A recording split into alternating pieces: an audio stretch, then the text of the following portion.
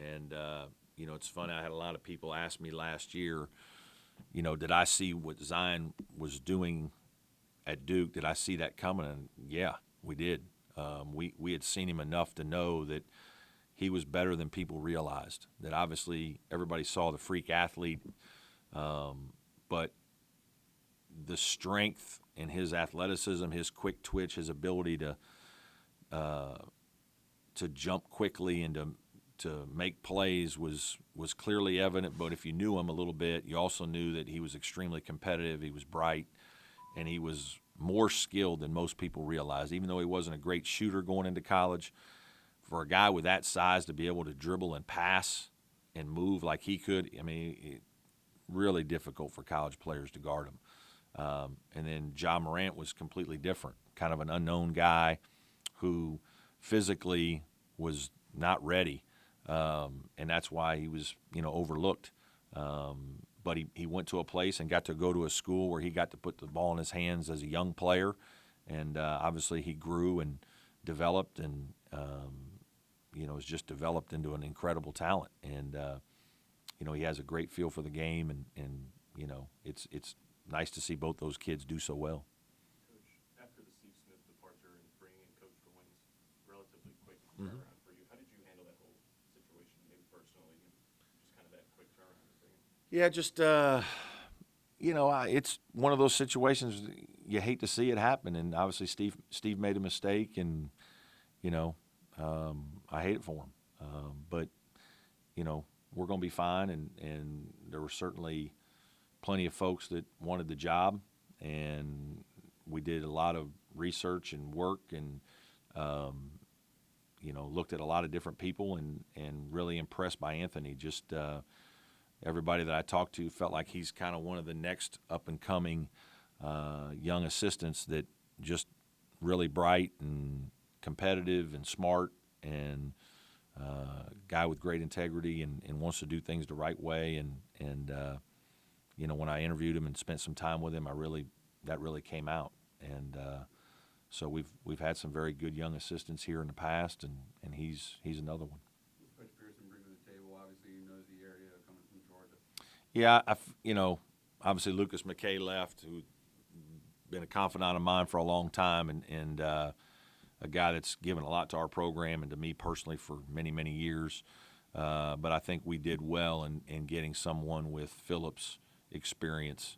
Very fortunate to get a guy of his caliber who's been a full-time assistant at Alabama and Georgia and has kind of seen the whole recruiting race, especially here in the Southeast for a long time, has a lot of contacts, and a guy I've known, for several years, just from being out and on the road, and so for him to come to our place, I think it's really good for us, and excited that he and his family have decided to join us. Coach, in regards to Zion and Ja, of course, but with Tevin coming back, even with Frank getting 7 years, never looking for the comeback, how tough is it to keep top talent in the state when you're out recruiting? Because one thing we see on social media is like all you guys, didn't necessarily, play in the state. How tough is it to keep that top talent? I think every kid has to, analyze his situation and try to find the best school and best program that's going to meet his needs. And I think sometimes there's certain situations with our roster or Frank's roster where it makes sense for a kid to go somewhere, or it makes sense for us to recruit him as hard as we can because of what that kid can bring. But there are other times when it's more challenging. Sometimes you've got a roster full of guards and experienced good players, and guys see that and don't want to come because of it. I mean, it's so there's a lot more than just, hey, we want you, and you're definitely just going to come for no reason. I do think that the quality of basketball in South Carolina has continued to improve. I really enjoyed the high school event that we went to this weekend in Columbia. Thought the South Carolina Coaches Association did a great job of putting on a really good event, and it's nice to have the coaches involved in a little bit more of the recruiting in the summer. And I know Frank and I both like that and think that'll be good for both of us.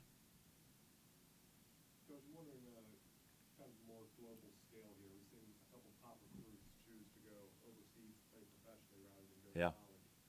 What does that trend mean for the future of college basketball in your mind? I think what we're starting to see is that some young people don't want the college experience, and they want to go ahead and get right to their professional experience, and that's okay. College isn't meant for everyone, and I think you're going to see a few more kids go overseas, like we're starting to see a couple guys going to Australia, and I think you might even see some kids go to the G League. As the salaries get a little bit better, you may see some kids do the whole. I mean, it's minor league baseball, and I think that's okay. I think there's going to be enough really good players for all of us to coexist, and the kids that want the college experience, I think certainly there's a lot of value in that beyond basketball, and would hope that most kids are going to choose. Still think most kids are going to choose to do that, but there are going to be a few more, I think, that begin to just go pro in whatever manner that is. Again, whether it's overseas or G League or whatnot. Any thoughts on the updated transfer rule? They didn't change anything, but talk more detailed. How's that? Yeah, I haven't really been able to study it that much. I know it's something that obviously is bantered around a lot, and it's changing. There's a lot of talk of whether kids should be able to have the one-time transfer, right away, and I think I understand why people feel that way, maybe, but it's also as a coach, it's never been more difficult in terms of roster management. People don't stay and kind of bide their time as much very often, wait their turn. Maybe expectations are very high at a young age now, and when you have 13 scholarships, you can't play 13 players in basketball, and it's hard to play 9 or 10. I mean, that's about what you're going to do, and so what's happening now is some college coaches are choosing not to use all scholarships. They're using 11 or 12 and holding them because trying to manage your team is very difficult. And so I haven't read up on all the changes. I know they're trying to make it a little bit more difficult for waivers to be granted, but it's, I think this is one that's going to keep going for a while. Sorry if this has already been released, but I tend to live in a cave this time of year. Kayvon, any news on whether he's eligible or No. this year? Nothing. When do you expect? Is there any Don't. timeline on I don't know. I know we're in the process of putting together some stuff to see.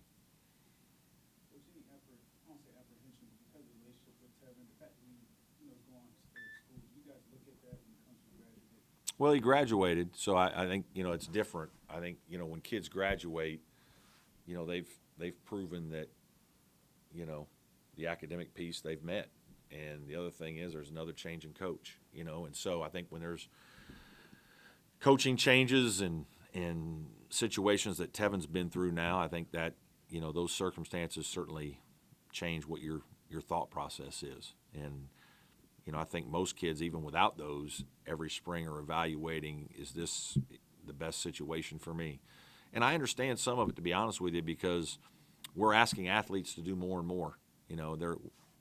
They're here most of the summer, and they're treated very well and things of that nature. But when kids are putting in full school years of weights and practice and games, and then off-season summer of weights and practice and workouts, and then you don't play as much as you want to, that's why I think it's all contributing to more kids leaving.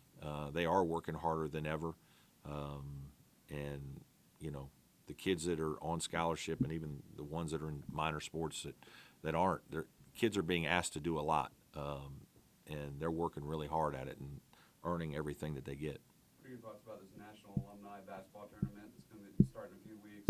Have you talked to Gabe or The TBT thing, is that? Yeah, in Greensboro.